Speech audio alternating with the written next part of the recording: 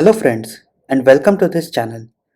In this video, we are going to learn using various lookup formulas in Excel, namely VLookup, HLookup, and a very newly introduced formula called XLookUp. Lookup formulas are used to fetch data from another dataset, table, or workbook as per a given criteria. The only catch is that the value provided as criteria needs to be same in both the tables or datasets. These are heavily used in dashboards, reports, or in formulas. These lookup formulas fetches the first data it will find in the dataset. That means if there are three sets of data having the same lookup criteria, it will always pick up the first one. If you want to pick any other value from the set, you will need to create more unique criteria list. VLookup is used when you're looking up data across columns and it always moves from left to right. It means the data you want to fetch should always be on the right hand side of the lookup criteria. HLookup, just like VLookup, also looks up data but from down through the rows. And just like VLookup, it also moves in one direction, that is from top to bottom. XLookUp, on other hand, is a very new formula which also works like VLookup, but the only difference is that you can use it in any direction. One more point to remember is that if the criteria column's position change, you will need to update the formula as well. Now let's quickly jump over in Excel and see how these formulas work. But before we do that, request you to please subscribe our channel if you have not done that yet, so that you do not miss out any other videos, and give us a thumbs up if you like this video. So without wasting any more time, let's hop onto our Excel sheet. So the first example we will be going through is the VLookup. So for this example, I have a small data where I'm showing the sales figure team wise and region wise. I've created a small dashboard where I need to bring in the sales amount on the basis of the team that I'll select. So let's see how the VLookup formula works. For your reference purposes, I've already entered this formula, and let's quickly see what is the structure of the VLookup formula. So as you can see, once you type in VLookup, these are the parameters that you need to fill out. First is the lookup value or the criteria that you need to search upon. So the lookup value will be the team name. So I need to look the team name in the data sheet. Then I have to define a table array or the range where I need to look that data. So I will look for team 3 in the data sheet between column C and D. And why column C and D? So as I said, the first column should be the criteria column. So if you select team 3 and you put in the range from B to D, this formula will not work. In order for this formula to work, you have to select the first column. That should be the criteria column. Then you need to enter the column index number.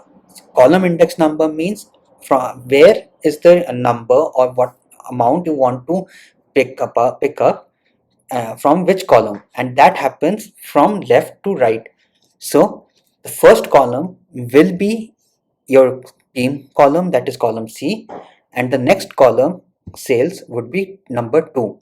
Say I would have had any other data in column E, and I would like to fetch any data that was in column E, then the column number would have been 3 and not 2. So depending upon which column is your criteria column, that will always be the first column, and subsequent columns will be the next set of numbers. So 1 column C, column 2 would be column D, column E would be 3, column F would be 4, and so on. So once you define that, then you need to tell that what is the accuracy you want the data lookup to work upon. So generally we keep it as false, which is exact match. If you keep it as true, then it will only look for the nearest value that is very close to team 3. So that almost never works properly. So we'll always use as false. So let's see how this formula works. So what I will do, let me mention team 1 over here. So I want to fetch data for team 1. So I'll type in VLookup and I'll open the bracket. Now the lookup value, as I said, would be team 1. So I'm looking up team 1. Table array would be this column, so column C to column D.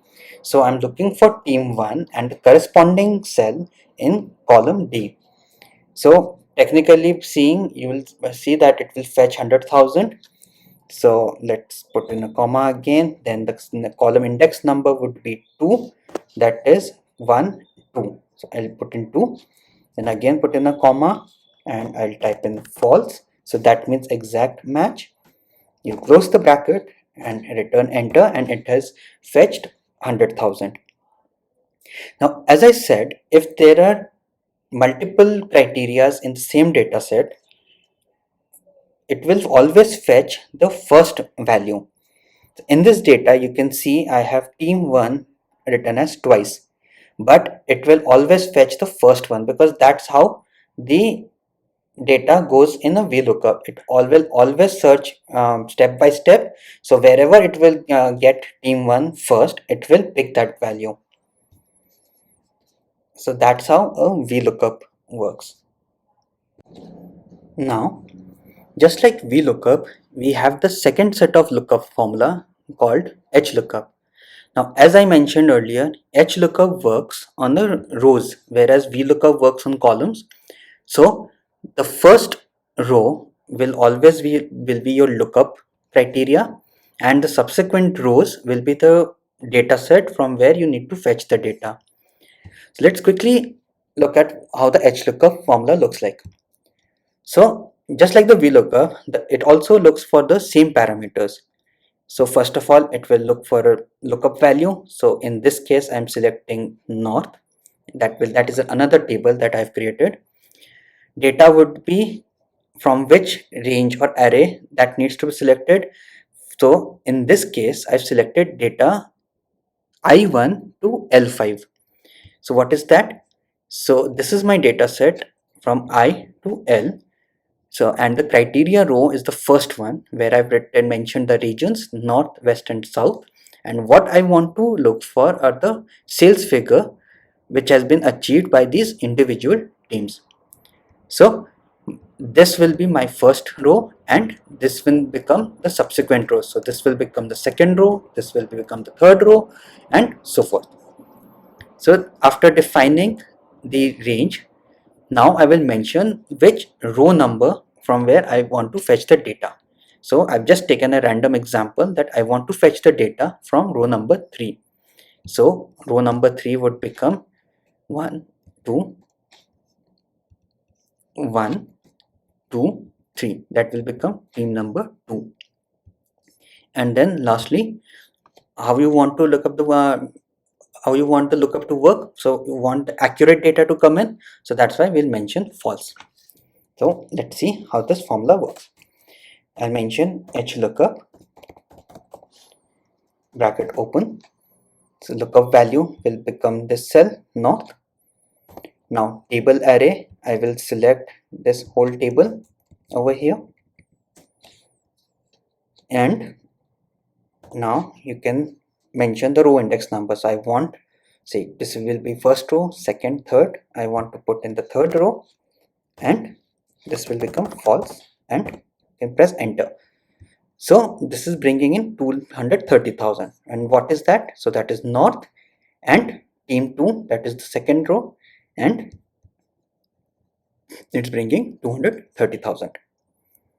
So you can go ahead and change this as well to 4 and it will fetch team 3. You can also change it to 5 and it will pick up team 4. Likewise, you can also change this region. So you can change it to east. So you can see I do not have any east. So that's why it has given an error.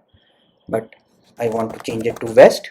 So now it is picking up the west and team 4, 5, 6, 4, 7, 7, 2. Now let me give you a very simple trick how you can make this a somewhat dynamic from a rows point of view. So as you can see that I'm constantly changing this row, but what if you want to make it dynamic? You want Excel to select the row itself on the basis of another criteria. So here you can use a combination formula, which by the way you can also use it with VLookup as well. So say I know that my first criteria is West, so I'm looking for West, but I want the second criteria, that is the team name, to be dynamic as well. So what I will do, I will insert a match formula to pinpoint the position of the team name that I will be giving in this cell in B3. So let's quickly do that. So the rest of the formula will remain the same. All I need to do is I need to make this parameter dynamic, that is the row number. So for that, let's type in match, and for match the lookup value will be B3, that is the team name. The lookup array would become this column which I'm looking for. So I want to see which team, what is the position of the team name. One thing you need to make sure is that this range of lookup needs to be exactly the same of your wider range. So for the whole HLookup, where I've selected from I1 till L5, this lookup needs all to be from I1 to I5. If you select this from I1 to I6 or I1 to I4, then this formula will not work. It has to be exactly the same. So after selecting that, let me again press comma, and again it will give you that if you want less than exact match or a greater than, depending upon what accuracy you want. For the time being, I will put in 0 because I want an exact match. Close the bracket and rest will be the same. And now press enter. Now your formula has become a little bit dynamic. So it is picking up West, but for team 2. So you can see West team 2, it's 453000, and that is the number you're getting over here. Now if you change this value, then you'll see it is now picking up West, but for team 1. So that's how you can work with HLookup, and also you can make your HLookup a little bit dynamic. How the XLookup works. XLookup's functionality is also similar to VLookup, but the advantage of using XLookup is that you're not bound with the left to right concept, just like you have to do in VLookup. In XLookup, your criteria can be any column out of the data set, and the data that you want to fetch can be on the either side of the column. It can be on the left hand side, it can be on the right hand side. Also, it gives you a functionality where if the lookup the lookup value happens to be an error, or your result is an error, you can also mention that if it's an error, what particular value you want to put over there. So say you want to put in a 0 value, or you can give a particular text that not found, something like that. So that functionality is also there in XLookup. One more addition is that you can choose the lookup direction. So either it can be from top to bottom or bottom to top. What that means is that you might have noticed in VLookup that whenever I was looking up for a value, say team 1, now in data there are two team 1. One is at the top and one is at the bottom. So in VLookup, it will always look for values from top to bottom, and thereby it would have given you only the result of team 1, that is 100,000, not 250,000. What XLookup can also do is that you can choose a direction from where you want that XLookup to look for the data. So you can also mention from bottom to up. So if you choose that option, then it will give you 250,000 instead of 100,000. So let's have a look how XLookup looks like. So we'll do that by typing in XLookup, and let's quickly go through the parameters that we need to fill in. So just like VLookup, we need to give a criteria, that is the lookup value. In this case, it will become team 1. Then the lookup array, that this team1 is in which column. So I'll select only that particular column, that is column C. So now you'll notice that I'm not selecting both the ranges. I'm just selecting one column where my lookup value is there. Now the additional parameter that I need to give is the return array. That is the column where I need to, from where I need to fetch the data. So this can be this one, column D, or as I mentioned, if this column had been on column B, you could have selected column B as well. But for this example, let's fetch column D. Now here, if not found, say the data that you're looking for is not there and it returns an error, you can give an option that if it's an error, it will not show error, but it will print out something else. So for in this case, I'll give 0. Had this been a string, you could have written like this, not found. Yeah, like that. But for the time being, we'll give it 0. Now match mode, it will be exact match like what we have been doing. So again a 0. Now here it is asking you like how you want to search. You want to search like first to last or last to first. So let's try the first to last one. So I'll type in 1 and close the bracket and press enter. So now you can see it is looking for team 1. The value it's returning is 100,000. Had this been -1, so let's see what it gives. So now you see it is picking 250,000. Now because it is looking for data from bottom to top. So that's how the XLOOKUP works. Now say if I type in just team over here. So I know that will throw up an error because there is no team called team over there. Press enter. Okay, so now it's picking up something because okay, it is looking for that team. You see, it's picking sales. So let's pick up, type in something else. Team 8. Yeah, so now it has returned an error, and because I had given an option that if it's an error it will print out 0, it is printing 0 over here. So that's how an XLOOKUP works. So how you can further use these lookup formulas? So one example would be is that you can include these formulas and combine them with other mathematical operations. So in this example, say I want to fetch the sales figure for a team and I want to calculate the incentive out of that. So the example I'm taking is that say whatever will be the sales amount, the incentive would be 10% of that. So I have the VLOOKUP already set up over here. So what you can do is after typing the formula, you fetched the amount that you want to bring in and you can just type in a shift 8, that is the multiplication operator, and type in 10%. So what this will do, whatever value will be fetched for team 1, the sales amount, it will multiply it with 10% and it will calculate. And if you press enter, so see it has now calculated the value. So you are not only fetching the data, you're also using the result of that formula to calculate a final outcome. So that's how you can use these lookup values in a calculation as well, so not only for data presentations. Thank you for watching this video.